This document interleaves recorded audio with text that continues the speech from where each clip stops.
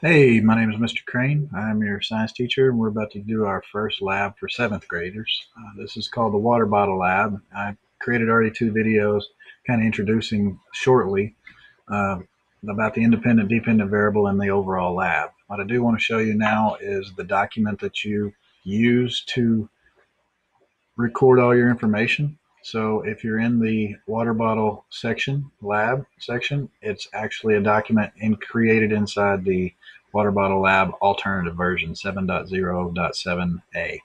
So if you go to the bottom right there, it shows water bottle lab doc. It's a document that I've created for you on the water bottle lab.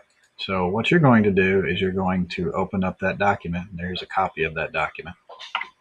You're going to put your name here, and you're going to just follow along as it reads here. You're going to say, to practice the skills used to design experiments. So we've been covering the scientific method and experimental design. We've learned what hypothesis is, the independent variable and dependent variable, your controls, your constants. So now you're going to put all this into practice by conducting this lab, this virtual lab, basically, because it's an impossible expectation to think that every single one of you have access to a bottle that looks just like this. So, and I can't send them all out to you. So, in this particular lab, it's the same picture that's sitting right up here. You're looking at this image, and I see rates of flow right here. I see the top hole, the middle hole, and the bottom hole. They have four holes there. It should be only three. But given three evenly spaced holes in a filled water bottle, determine which hole will result in emptying the water bottle the slowest or the quickest. So the first thing I need you to do, that's your question, your overall question. Your next thing you need to do is develop a hypothesis. So that's that if-then question. So water should empty from a container at a given rate, depending on the size of the hole and the constant of gravity, which happens or what happens when the holes are evenly spaced apart in time. So really, there's your question right there. What happens when the holes are evenly spaced? Or um, which hole would result in emptying the water bottle the slowest or the quickest? That could even be your question. So the task is design an experimental investigation, a fair test. In order for it to be fair, it must be testable and must be repeatable, those two things. So all of your classmates repeat the same thing, they should expect kind of the same results. So a fair test. To test the rate of the water flow from a container given three different positions of your holes that we have in this particular experiment.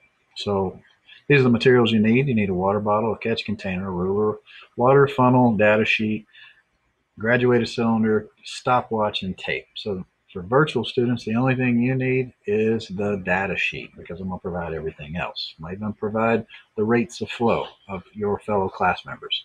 So step one is identify the variables. Now you should have already gone through the section where it talked about independent and dependent variables. What is the independent variable? It even says what you will change or the difference between the groups. And you need to find, so it says what are, right below that it says position A, position B, position C. So right here you should be writing your 10 centimeters, my 20 centimeters, my 30 centimeters in that particular section right there. Dependent variables, what you will observe or what you will measure. This is the data that you're actually collecting. So if I'm poking a hole in here, poking a hole here, poking a hole here, not all at the same time, but one at a time, poke a hole here and I want to know the rate of flow, I'm taking a timer and I'm clicking it. What am I measuring? The rate of flow, but how am I measuring that rate of flow? What device am I using to get that rate of flow?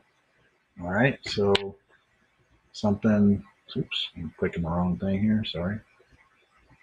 So something that I have access to and you might have access to is a stopwatch on our video right here. So if I hit, boop, I hit start on the stopwatch, it starts to record time. I hit stop whenever it's done and then reset for the second hole, third hole.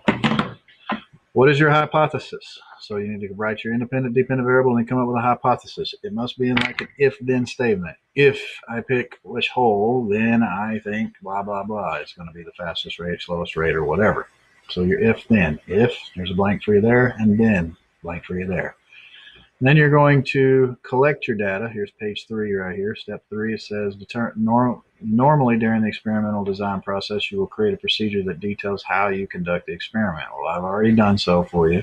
So we're going to conduct the experiment. You're going to come up with a data for your particular group, and you're a group of 1, so you're just going to be the first column right here at recorded data for your 10, your 20, your 30. Now I'm going to minimize this real quick. I have data right here that I'm going to input for you. So this was the position A, position B, position C of different trials. And you can determine your data for that, or you can include it. If you want to do this at home on your own, you're more than welcome to. Just follow the procedures, and then you can put your numbers inside this hole, inside this A, B, or C position in this cell. But I have provided that for you. And I'm going to demonstrate this in a different screencast, just showing you whenever I poke the hole and what's actually going on. Okay, so we'll go back down to the data sheet real quick. So we're going to fill that information here. And then I'm going to show you how to build a graph here, watching your tails. So your tails are